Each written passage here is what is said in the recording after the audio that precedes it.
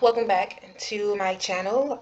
In this video, we're going to do Countifs and conditional formatting. And so in this setup, we have, say you work for an agricultural company, you have different crops, and you want to keep track of how many different toxins are present in this particular crop.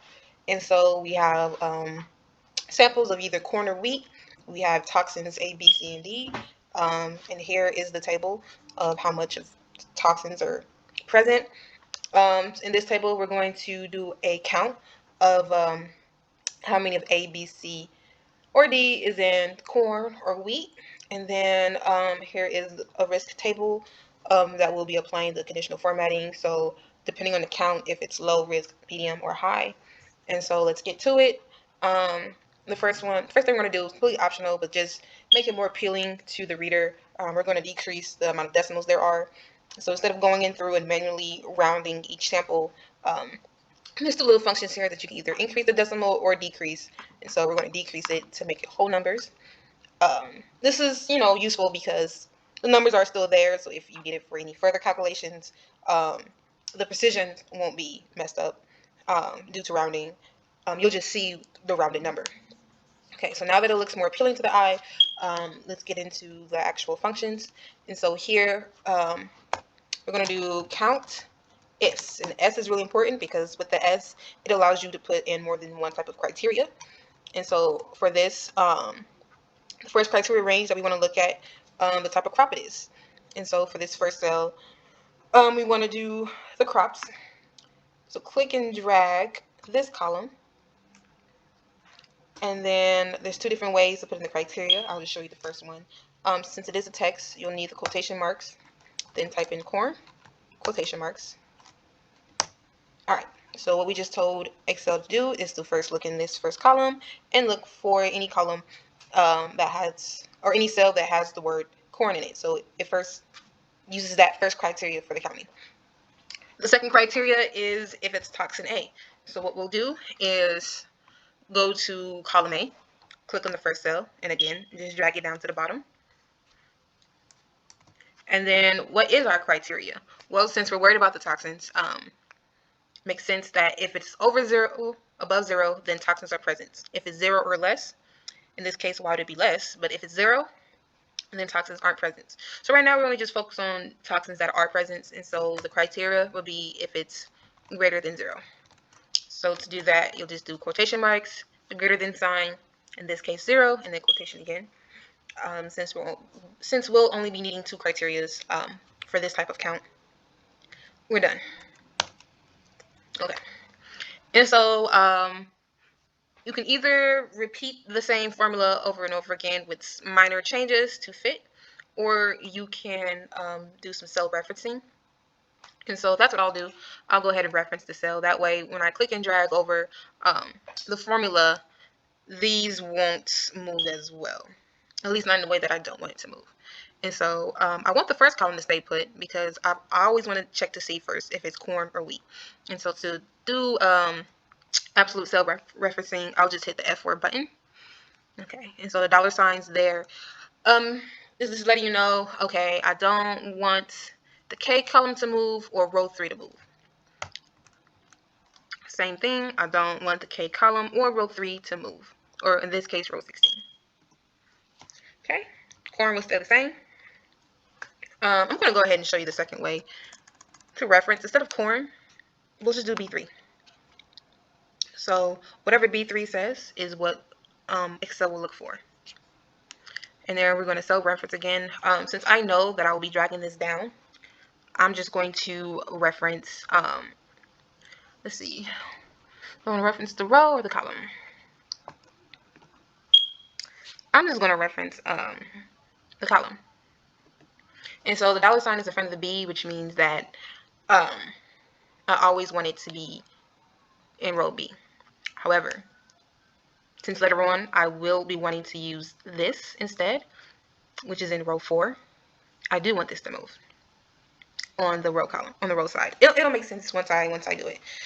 If you're confused, I'll go ahead and put up a second video that kind of explains more about self-referencing. Okay. And then here for criteria 2, let's see. Here I just want to reference the row. So I don't mind my columns changing, but I want my rows to stay the same. There you go. Okay, so I just made this a lot easier to copy and paste. So I'll just click and drag, click and drag, and then click and drag over again. See if I did it right. Yes. So what this count did was, for this particular cell, if it's the crop corn and how many different samples of crop corn had toxin A present. According to this, only 6. If you want to know the total number of samples that was taken, again, we'll just do Countifs. I'll click the way too soon.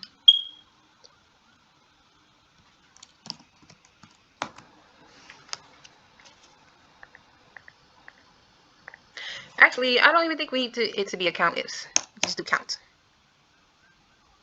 Actually, yeah, Countifs. Sorry, guys. So Countifs. First one to count if it's corn or wheat. Corn.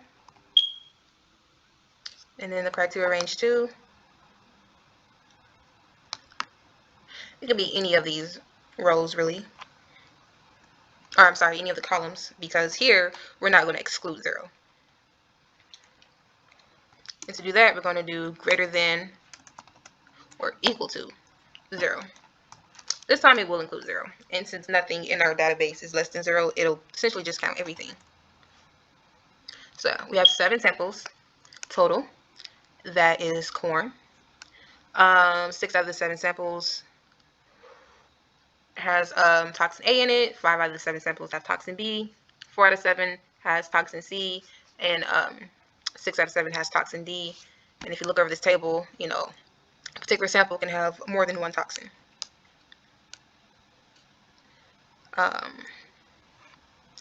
And if you don't feel really comfortable with cell referencing, and if it's a small database such as this one, you can always just click and drag and then fix the numbers. So here everything kind of shifted. So since it's a small table, it's not that hard to fix. You just click, move this back up, and click and move this back up. Here we go. So yeah, 7 samples had corn and was a corn sample, and 7 samples were wheat samples. And we can go ahead and count just to be sure. So for the corn, you see 1, 2, 3, 4, 5, 6, 7. And for wheat, 1, 2, 3, 4, 5, 6, 7. Okay, so we know we did it correctly. All right, second part of the video is to add in some conditions. And so say you have like a range for low, medium, and high. What we can do here is first, let's make up some numbers. 5, 10, 3, 4. And high will be, I don't know, greater than 10, greater than 14, greater than 8, greater than 7. All right, and then for medium, the medium one, but again, but if you wanted to update with the changing numbers, and it'll look better for aesthetics, and when you're making table charts, I recommend doing this extra step. So for the medium, we'll put an equal sign since this technically is a formula. It'll read 5. Then we'll add the symbol and then we want to add some text. So to add a text, you have to put quotation marks to another and symbol and here. We're going to add some spacing. All right, so what we just did was just update the table to read the medium criteria range.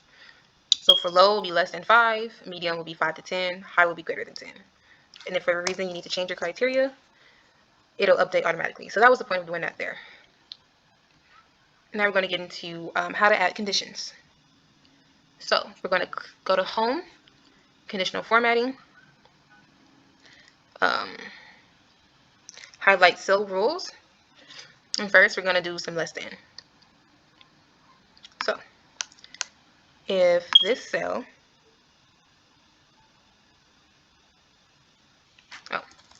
So since we already clicked in this cell, we're going to format cells that are less than this number. And since it's low risk, green is usually associated with low or good.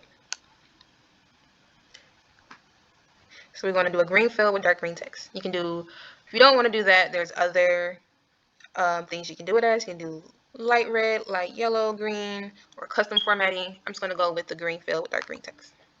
Then hit OK. Now nothing changed, and the reason is because 6 is greater than 4. So the green isn't going to show. Okay, well, let's keep adding some conditions. Let's do between. If the cell is between 4 and 10, do yellow. Okay, so you see here that it changed to yellow because the condition is between 4 and 10. And just to cover our bases, we'll do a greater than. And see here I'm doing clicking on the cell reference. Oops, this time I went this one. Because again, it's better to have Excel sheets that are adaptable versus just putting absolute numbers. So if in the future the criteria or range for low, medium, and high risk changes, so will the conditions. So for example, if it changes to 6 or 7, well, 6 is less than 7, so this changes to a green. Go back down to 3 and say if it's high risk, if it's over 5, then it changes to red. All right.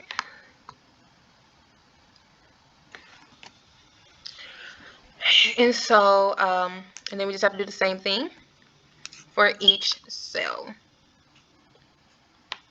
And the reason why clicking and dragging doesn't work in this case is because it'll always, if I click and drag over to B, it'll the conditions will be the same for A. And so since the conditions are technically changing, you have to put in the different criteria. Now what we can do, however, is we can drag down, because it still is referencing the criteria for toxin A. But if I was to drag it over for toxin B, that wouldn't be correct because it'll still reference what you need for toxin A. And just to double check to see if it worked. Back to 5. All right, both samples went to 5. All right, so I'm going to quickly do the rest.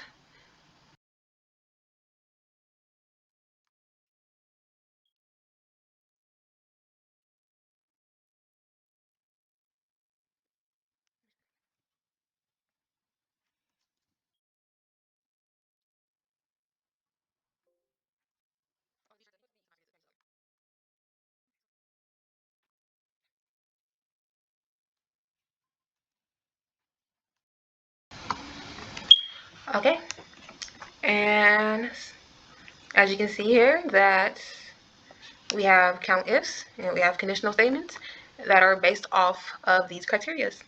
Well, I hope you enjoyed the video. If you have any questions, please comment below. Give it a thumbs up if you enjoyed, and go ahead and click that subscribe button for me as well. Thank you, and have a good one.